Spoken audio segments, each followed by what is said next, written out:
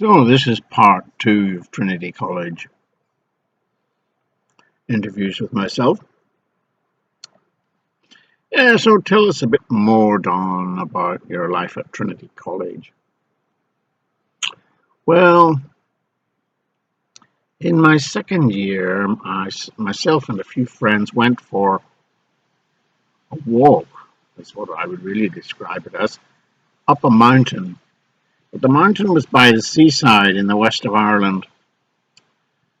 As we started to climb on the long sloping shoulder of the mountain, the weather closed in and it started to rain. Now, in those days, I was not into weather forecasting. That's a skill I've developed much later in life, but I should have developed it a bit earlier because it was freezing cold at the top of the mountain when we reached the summit.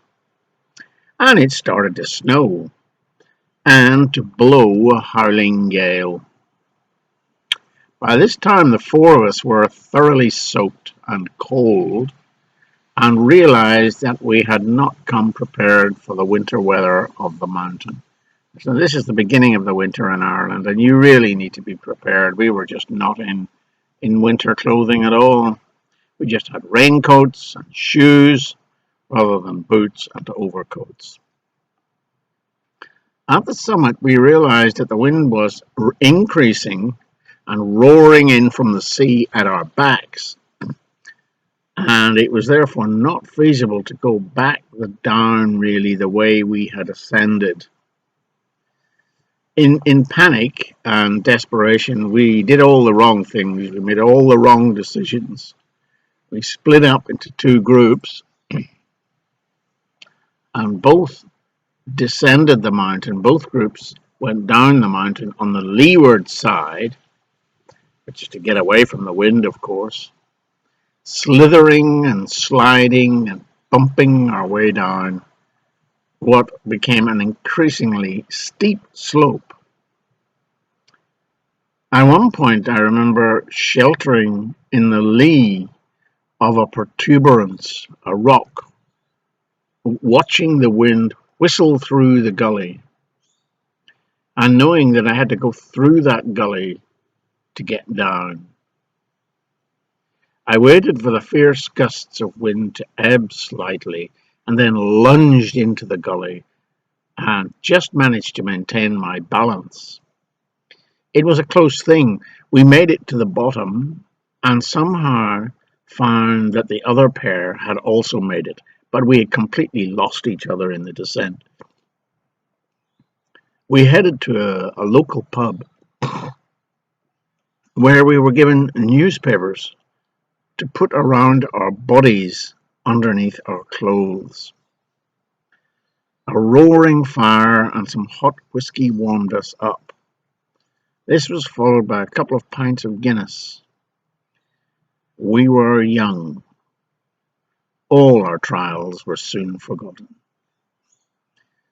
But I never forgot the lesson. Be prepared for bad weather in the mountains.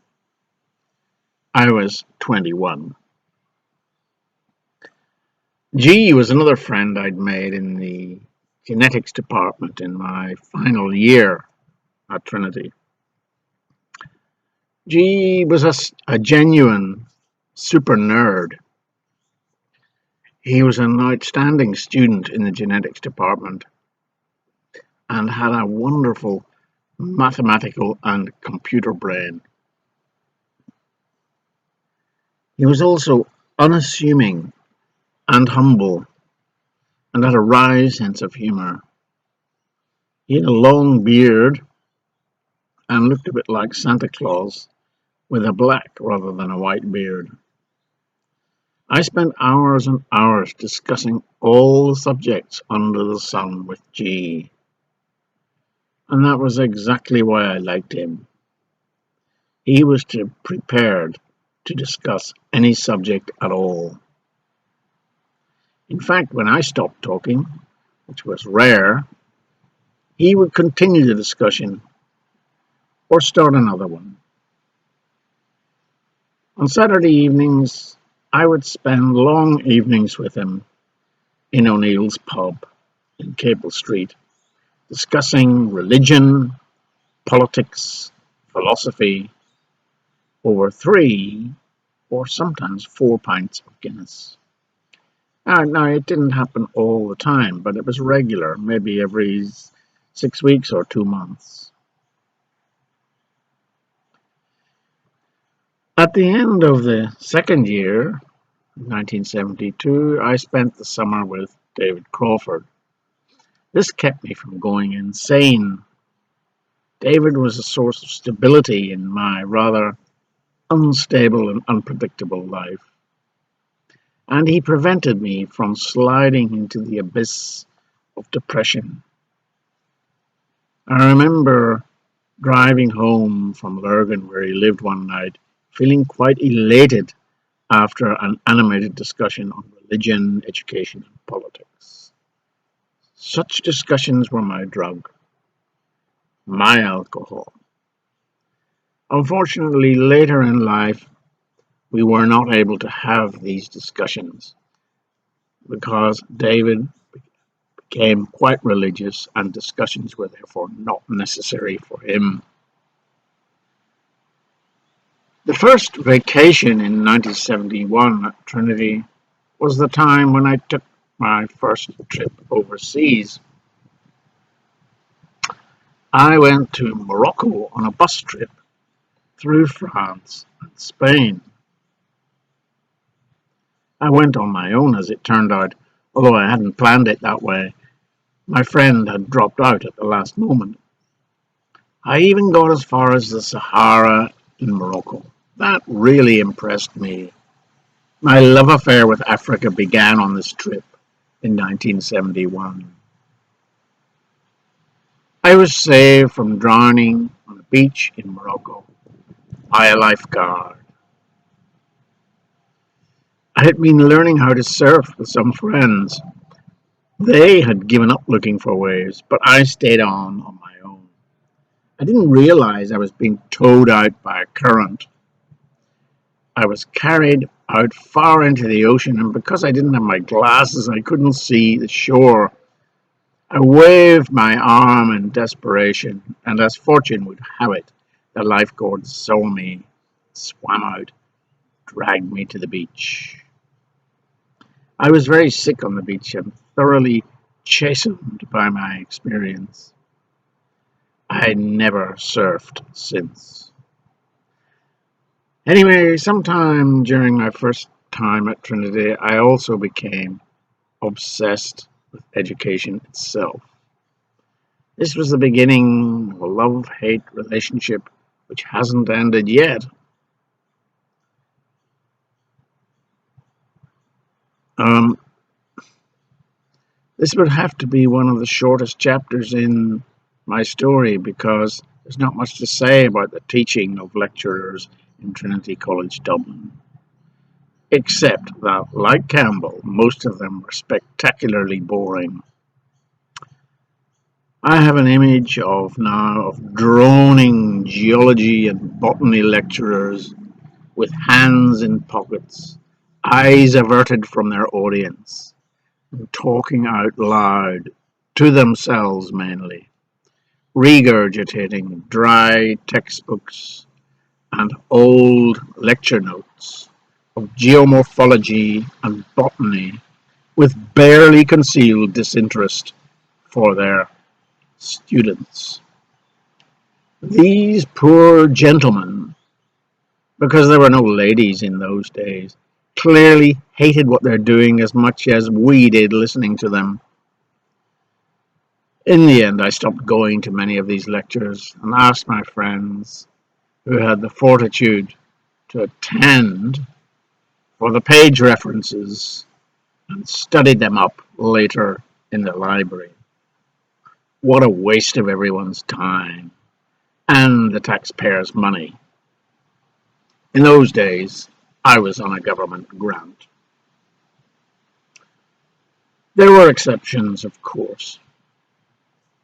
There was Lecturer James in the geography department, who became extraordinarily enthusiastic about obscure topics such as, quote, nearest neighbor distances and the network theory of human settlement patterns, unquote. His students rather unkindly speculated that his enthusiasm, like all enthusiasms, in our opinion, was really a substitute for sex. Probably because we didn't have any enthusiasms or sex ourselves. Anyway, the enthusiasm of James was contagious, and by the end of the year, he had us all fooled into believing that geography was a science, and that human settlement patterns were predictable by mathematical calculation. To be fair, he certainly appeared to believe it himself. I am reminded of the famous statement attributed to Hitler that if you wanted to fool the masses, you had to tell them a really big lie, not a small one. No, well, that's not really being fair to James. He wasn't telling us a lie, a deliberate lie. But what a load of crap nearest neighbor distances was.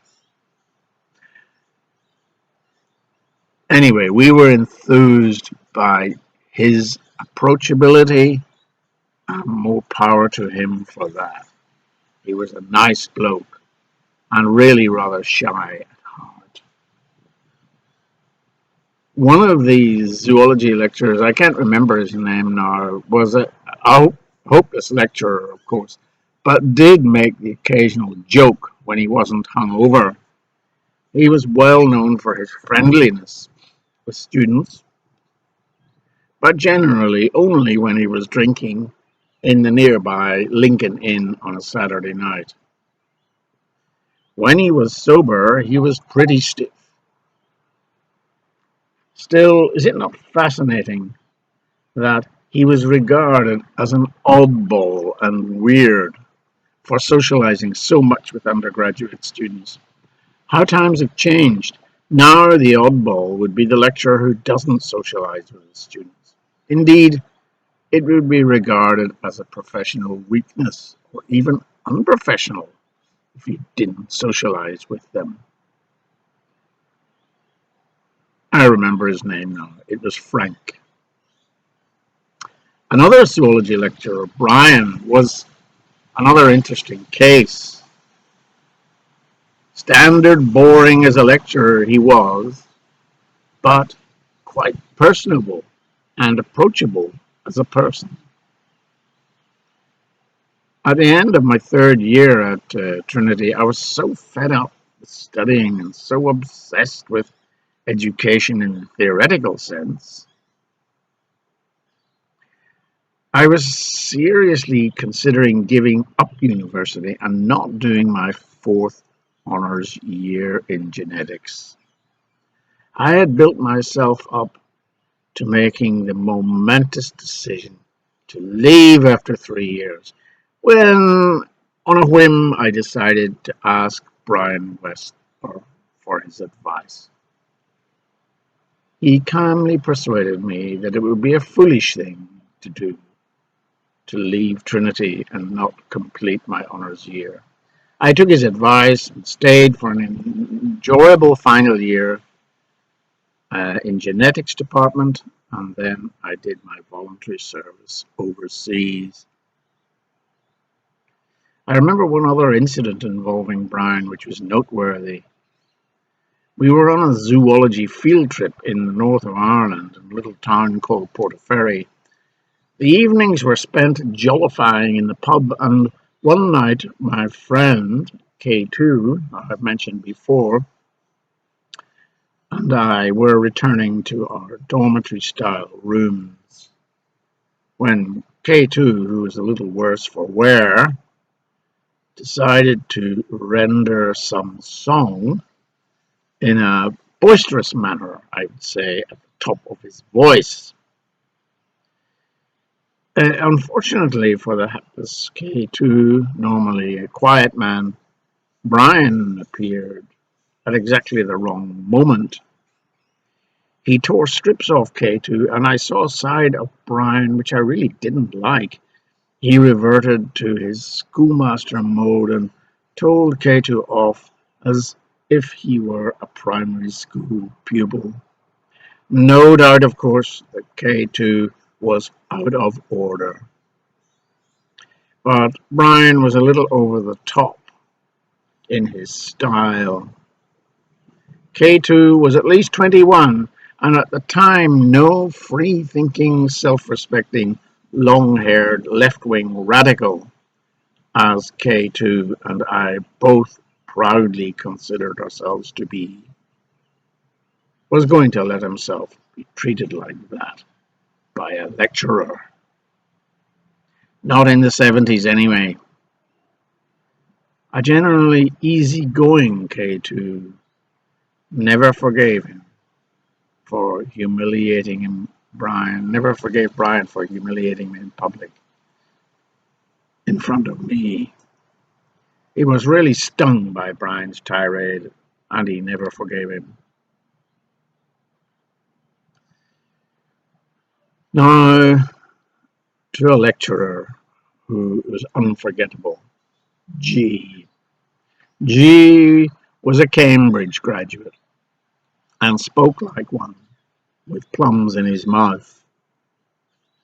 He was extremely kind and generous, madly eccentric in his ways and mannerisms, and everyone, well, not quite everyone, loved him.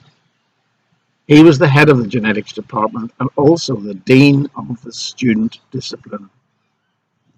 I was one of only 6 final year honours genetics students, and I would have to say that I did enjoy my final year at Trinity almost entirely because of G.